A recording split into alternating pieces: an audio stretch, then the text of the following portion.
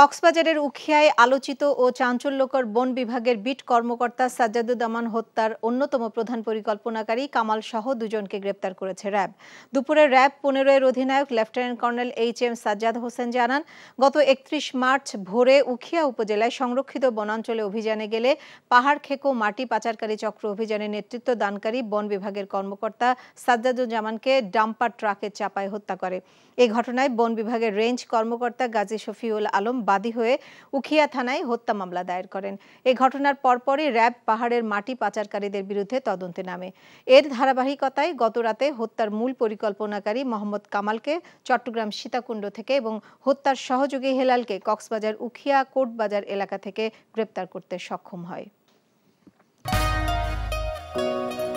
পৃথিবীর কোন দেশে কোন নদী হয়তো এত সহজে বয়ে যায় না। বুঝিয়ে দাও। রাধুনী নিবেদিত নাটক বুনো ফুল ও ভাঙা ফুলদানি। তুমি শান্ত নদীর কুল ভেঙে গড়ছো আবার। রচনা নাসির খান, পরিচালনা সেলিম রেজা। ফুলদানি হবে নিমতিয়া সাহেব। আমি তো একটা ভাঙা ফুলদানি। দেখবেন ষষ্ঠ দিন বাংলাদেশ সময় রাত 9:15 এবং নিউ ইয়র্ক স্থানীয় সময় সকাল 11:15 এনটিভিতে। রাধুনী রেডিমিক্স মাংসের মশলা, ব্যাস হয়ে যাবে ঝটপট দারুণ রান্না।